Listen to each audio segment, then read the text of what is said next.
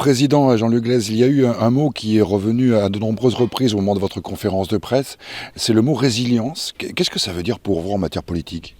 Ça veut dire tout simplement permettre aux Girondines et aux Girondins de mieux manger, d'avoir accès à de l'eau potable de qualité, de respirer un air qui soit tout à fait correct, bref, des questions de santé publique et puis des questions tout simplement d'accompagnement des plus fragiles parce que ce sont eux qui subiront le plus et le plus rapidement possible les changements climatiques et environnementaux. Donc il faut que nous soyons en anticipation. Plusieurs annonces faites à l'occasion de cette conférence de presse. Un budget participatif, c'est une nouveauté. Oui, c'est une nouveauté, il n'existait pas dans le département. En 2020, un budget sera débloqué. Nous allons co-construire le règlement d'utilisation avec les Girondins et nous verrons ensuite quels sont les projets qui seront retenus, qui seront financés par le département dans le cadre de ce budget. Un budget au minima de 2 millions d'euros, c'est la leçon des Gilets jaunes ? Non, ce n'est pas la leçon des Gilets jaunes. Je crois qu'aujourd'hui, de plus en plus de citoyens veulent être acteurs aussi de nos politiques publiques. Donc nous avons à être à la hauteur de cette exigence-là. Et donc l'idée, c'est effectivement d'avoir au moins 2 millions d'euros à consacrer à ces projets participatifs. Et bientôt également des rencontres avec les viticulteurs. Vous voulez savoir concrètement, notamment ce que les viticulteurs ou les agriculteurs en général rencontrent comme difficultés lorsqu'il est question justement d'environnement.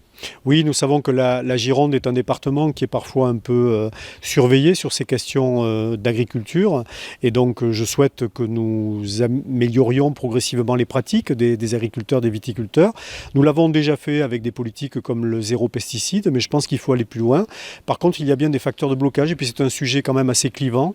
Donc, je souhaiterais aller discuter avec les viticulteurs, les agriculteurs eux-mêmes, ceux qui se sont convertis, ceux qui sont en voie de conversion, et puis ceux qui résistent parce qu'ils estiment que c'est compliqué. Des sujets un peu plus polémiques ont également été abordés, notamment les fameux barreaux, avec la volonté peut-être d'un mucident Langon pour une sorte de grand contournement bis. Vous dites oui, mais c'est trop long, c'est trop tard. Enfin, c'est trop long, c'est trop tard. Je pense que ce sont des sujets qui prendront des années et qui peut-être ne verront jamais le jour parce que financièrement ce sera compliqué.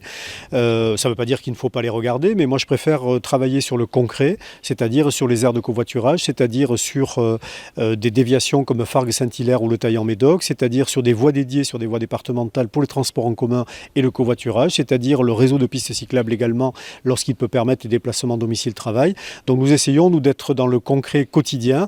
Après, rien n'empêche d'avoir un petit peu d'utopie, mais nous, c'est la réalité qui nous intéresse. Vous avez également, bien sûr, pour commencer, rendu hommage à Philippe Madrelle, pour lequel, effectivement, la défense de la ruralité et des équilibres territoriaux était capitale.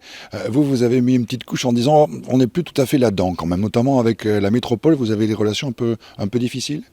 Non, les relations sont très courtoises avec le président de Bordeaux Métropole. Après, je voudrais être certain que la métropole joue bien le jeu d'un partenariat avec les territoires. Il n'y a pas une logique de troc ou une logique de miettes à distribuer aux territoires périphériques, mais bien une logique globale de partenariat.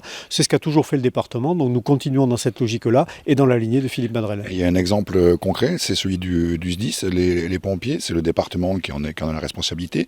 Vous demandez à la métropole de mettre un peu d'argent au pot commun et la métropole est un peu réticente. Si vous dites, du coup, on a des problèmes, nous, de recrutement. Oui, en fait, toutes les intercommunalités du département sont d'accord pour financer en contribution volontaire. Le département l'est aussi.